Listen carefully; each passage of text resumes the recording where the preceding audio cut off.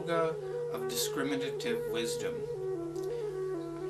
The kind of wisdom that's being talked about is not ordinary in any sense of the word. The discriminative wisdom is about the kind of absolute nature that we have and the knowledge of that, and that there's a progression. So let me say something about this progression. The Gita is laid out in 18 chapters. The first 6 are the way of purification. The second 6 are the way of illumination, and the last 6 are the way of unity. That is the way that it's described as a comprehensive teaching. Each chapter is successive. They are explanations of how the path of inner development progresses, and they are indicated in the sequence that they are as a means of helping someone to proceed along the given path. They aren't random. Now, that being said, the first chapter, of course, was the chapter of Arjuna just crying out in the battlefield of life, in his dark night of the soul. What is he going to do? And that is strictly Arjuna's voice, as we said in the last chapter.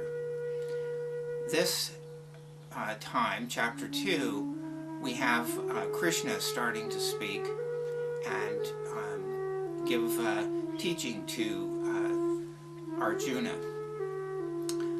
Now, the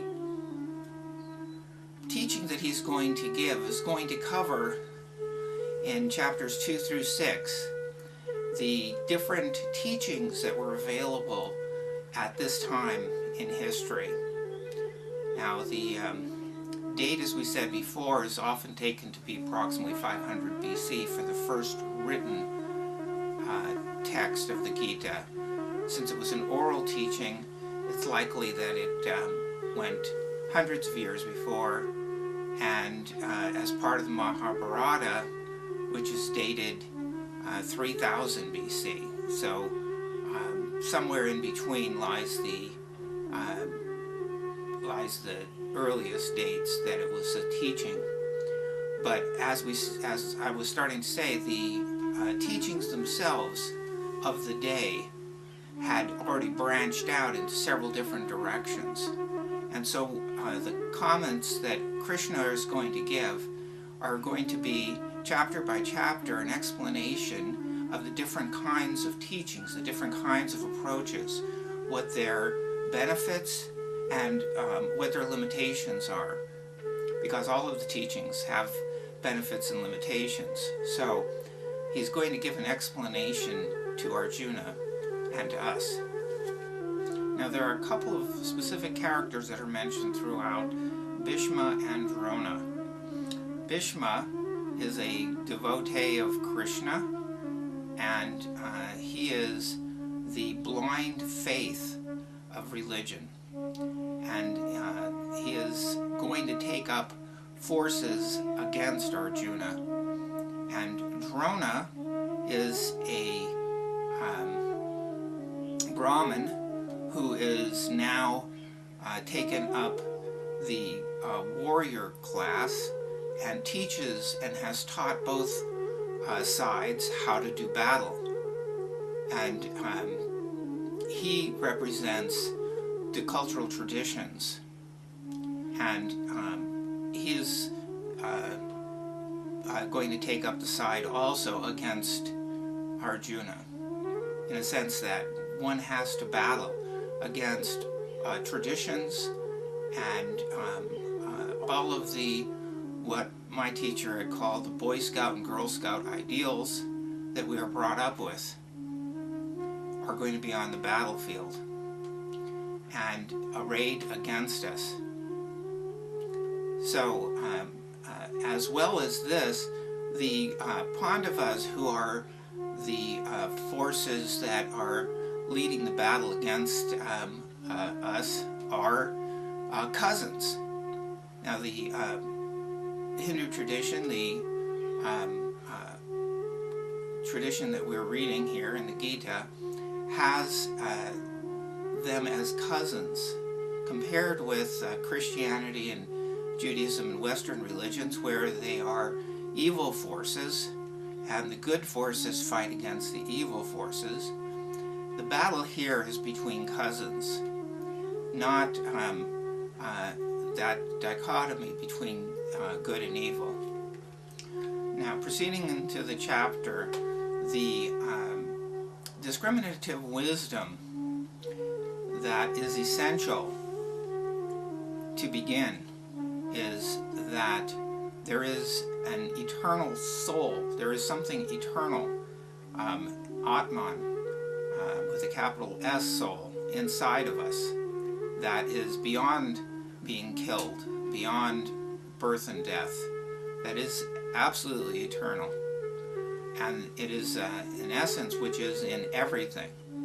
That is one of the bedrock ideas that one must relate to. And the reason for that is that if there is no understanding of what is involved in one's transformation, what is potential, what one already has, buried as it may be, distant as it may be, that there is no energy, there will be no force behind a motivation for one to develop. So initially, this contact, this inference, this sense of something that is more than ordinary, is in fact part of the transformation that's going to start to take place. Now, it comes in many different ways. It may be a voice, it may be conscience, it may be a dissatisfaction with the ordinary facts of life, existence as it is. May be seeing something of a higher nature. It could come in any number of different ways, depending on a person, a personality, the culture. And it may be coming through listening to kinds of music that have a spiritual dimension, or art. So many different possible ways.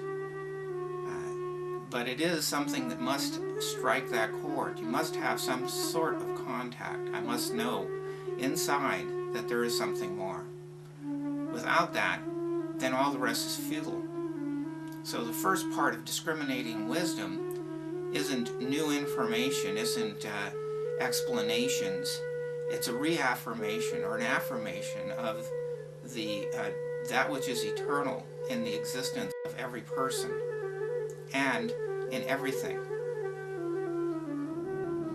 So the Gita, in talking about this eternal reality, which is forever, the absolute, the real, has the verses approximately 17 through 25, where it says, "Weapons cannot cleave it, nor fire burn it, nor any compass the destruction of the imperishable one. One passes from one form unchanging, one passes from one form to another, as a man changes a worn-out garment, and though invisible, remains forever, even though the whole world perishes." This is not a theological dogma. Gita is not talking wishful thinking or ideas or speculation. These are facts. These are absolute facts. Know it or don't know it. Somewhere inside, it's known. The teachings are appealing to that sense, an understanding, a deep understanding that we know to be true in one form or another, in each of the religions, in each of the teachings through each of the centuries. Nothing more nor less than that. Now, having established that, what is important, and which is going to be hugely important, which follows that, is the method of quieting the mind and the feeling states and the desires of the body to an extent that this knowledge can come through. Now, they're going to introduce in this next section of this chapter a method. It's of extreme importance through all traditions, and that's one of impartiality. Now, the way that it's expressed is neither like nor dislike, neither happy nor sad, nor connected or disconnected, an impartiality that reigns. Now, obviously, if I'm thrown about by all my wants, wishes, and desires, all my thoughts and feelings, I'm going to be so taken up in the storm that there isn't any other room or any other place for a spiritual life. So, critically here on chapter 2, just at the very beginning, the methodology starts, and it starts with the teaching of impartiality. Now, this is a quality that is going to pervade one's life, one's day, in all different directions. The teaching of the day, the Jnana wisdom, the Sankhya teaching, was one-sidedly intellectual, and it was that all of these kinds of desires and all of these thoughts and feelings were to be cut off, basically.